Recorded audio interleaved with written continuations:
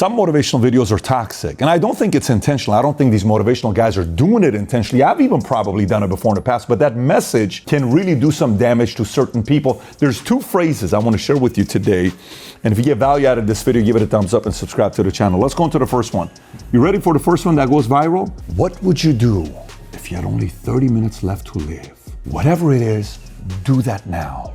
If you had 30 minutes left to live, would you go spend time with your kids or your mom or your dad or your... I'm like, okay, if I had 30 minutes left to live, would I be shooting this video right now? Hell no. If I had 30 minutes left to live, would I go to the gym? No. If I had 30 minutes left to live, would I go to work today? No. So if I lived every second of my life as if I have 30 minutes left to live, I will not go to the gym. I will not go to work. I will not be reading any books. I will not be doing anything, just being around my family. And that would mean that's a pretty bad life because you're thinking every second of the day you're about to die. So let me do this for the rest of my life. That's a toxic message to give to the average person, because the average person's like, so what's it worth for me to go after my, work so hard? Because I'm going to live as if I only have 30 more minutes left to live, because that's what life is. And that's perspective.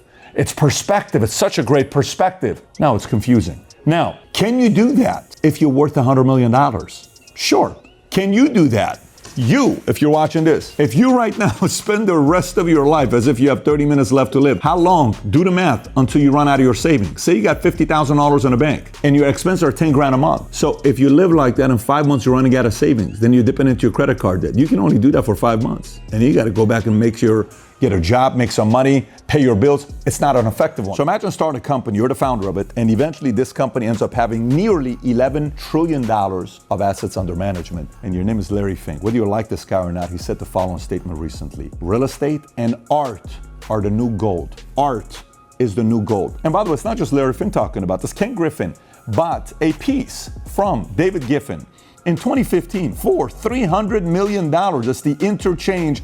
William de Kooning. I'm in Miami at Art Basel with Goldman Sachs with all these investors. You know what they were talking about? Alternative assets, one of them being art. And the company that's sponsoring today's video is Masterworks. Here's what Masterworks does. For those of you that cannot afford to buy Picasso or Banksy or any of these arts that are worth millions of dollars, but you'd like to own a share of it, Masterworks allows you to do that. Historically, millionaires and billionaires have been the one buying arts, but recently with Masterworks, the average day-to-day person can now do it. 2022 was the best auction year ever. Highest total from big three auction houses, nearly $18 billion is what they did last year. And last time inflation was this high, contemporary art appreciated at an average of 20% per year, and that's from the MW Index. The way it works is each offering is qualified with the SEC and it's broken into shares, and when one resells, you get a slice of the potential profits. And by the way, they already have 700,000 members on Masterworks, and paintings have sold out in minutes. To keep up with demand, they release new offerings on the platform regularly, and you can get priority access at the link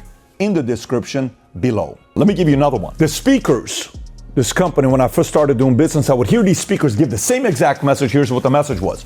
Imagine if one day you make so much money that you never have to work a single day in your life ever again. And I remember this one time, one of the guys I was working with, and he's like, you know what dream I bought into? What? Do you remember that one time that one guy from State said, imagine getting so, building a business that you never have to work a single day in your life ever again? I said, yeah, that's the dream I bought into. And I'm like, yeah, but I also bought into that dream when I was a brand spanking new insurance agent, thinking that's the life. And then I eventually ended up becoming a vice president in the meetings where these guys are really talking. And the same guy from stage that I looked up to that said that message from stage, I sat down with him one day and I said, let me ask you a question, because I have a hard time with this message that he's given, right? Because I'm confused. My dad is 81 years old. He was in the hospital for 5 days last week. He's working every day. He's 81. Okay, he had a surgery and they were so worried about the surgery, they had to go back and do it again. It was an angio and an angioplastic within 2 hours apart because they thought this was it for him. My dad's working, he's 81. Not because he has to, because he works. So I go to that guy, the same guy that gave the message, and I'm struggling with this contradiction. I say, hey, did you by any chance, like when you said that, because I see how you work right now, was that just something you say when people are smaller to get them to sell the dream, or what is that like? He says, you have to say that. I said, what do you mean? He says, because if you really tell everybody the work required, what it takes to run a big business, they would never start in the first place. He says, but now that you've actually worked hard to become the level you're at right now, you built a multi-million-dollar-a-year business, He says, now you realize what it took to build this. Guess what? If you stop, you're gonna lose this business. If you want to take it to the next level, you got to keep it going because a lot of people are targeting your business now. I sat there and I said, what an interesting thing. He says, but here's a question for you. Do you want to stop? I said, no. He says, if you stop, your business is going to take a hit. So I said, because when I watch you working, you have these responsibilities with the church, you have these responsibilities with this business, with that investment, with this, with that. I said, how many hours do you work a week? Because I do 60 to 80 hours a week. I said, how come you don't say that from stage to everybody? He says, because I cannot say that to the newest agent, because if he knew that, he wouldn't do it. But he needs to go pay the price. The same applies with having kids. Think about it. Nobody tells you what it is to have kids. They just tell you how awesome it is to have kids. Then you have kids and then you realize for each kid you have, it's a company you run for the rest of your life. Do you understand what I'm saying to you? I have 4 kids. Right now, one of them is calling me. Literally, she called me on FaceTime. Senna, you know how many times she's called me already? Matter of fact, let me show you. On how many times she called me, and I'm gonna have her say hello to you. And watch this. Daddy. Baby. I read 20 chapter book pages. No, you didn't. What did you learn, baby? Oh, it was a kitty cat book. Okay. Was it a good kitty cat or what kind of kitty cat, babe? One of them were fighting. Oh, no. Okay. Oh, and the coach said to mommy that I did good. Did you watch 2 hours of a movie today or did you actually practice basketball? I played a game. Okay, who's proud of you? You? Who loves you, baby? You. Okay, can you say hello to everybody? I got 2 people watching you right now and a few more people on YouTube space.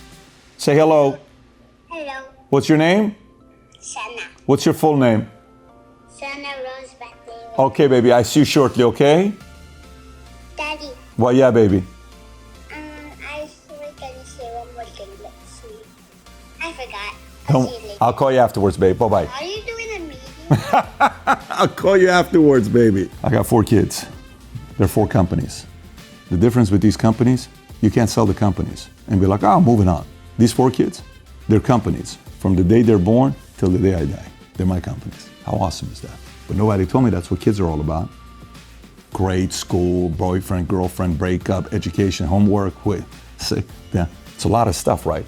So look, why am I telling you this here? Ask the question when somebody sells you an idea and say, is that really true? I wanted to know the work. I'll never forget, I cornered a man named Greg in Orange County. This is December of 2002. They were fake performers, Michael Jackson, Joan Rivers, and Robin Williams. They were like actors that are acting like they're Michael Jackson, they're doing this stuff. I cornered this man, Greg. I said, I got only one question for you. He says, what's that? He says, you just gotta tell me, this financial services business, I had my series 7, 66, 31, 26, Life and Up. I said, just tell me, if I work 80 to 100 hours a week for 10 years, will this work? He said, if you work 80 to 100 hours a week for 10 years, I tell you, this is gonna work for you. And this guy was a Christian man and I believed him. He was a very honest man, straight up man. I said, look at me in my eyes when I'm saying this to you. He's looking me in my eyes. This man was like 60, a man I admire a lot at the time. And I said, that's all you have to say to me. I left. Sometimes, if you're not afraid of work, people just gotta tell you straight up what it's gonna be like, okay? For me, I don't mind doing the work. If you don't mind doing the work, you can go do the work. But later on, there's other responsibilities that have come, but you're gonna be a better version of yourself that you don't recognize today. And I can't wait to meet that person. And trust me, for you, you ought to be excited about meeting that next level person. You know that whole thing about, imagine being rich one day where you don't have to work a single day in your life, and you can spend all the time with your kids, and you don't have to work, and you can sleep in, and you can come home at 1. Really? So what? So you can tell your kids, Daddy used to work hard, but not anymore. Daddy was a hard worker 10 years ago. If you only knew. Your kids don't care. There's more caught than taught in parenting. They want to know if you're working hard today. They want to see you today, not what you did 20 years ago, and you're like talking like one of these guys that you're a has-been. No one admires that. Kids want to see you in the hunt today, and you get to be involved with them so they duplicate you. So, again, imagine if you can spend the rest of your life, question that a little bit more before you jump to conclusion, realizing life is not about not working and just kind of chilling. There's greater things to life, and the best things in life require a lot of work, the best things. You escape that, you're not gonna get the best highs in life. I wanna experience the best highs in life, and I'm sure you want to do the same as well. Anyways, if you got value out of this video, give it a thumbs up, subscribe to the channel. If you want to watch another video, I got a video I did, I don't know how long ago, maybe a year ago or so. It's titled How to Raise Successful Kids. If you've never seen it, click here to watch it. Take care, everybody. Bye-bye, bye-bye.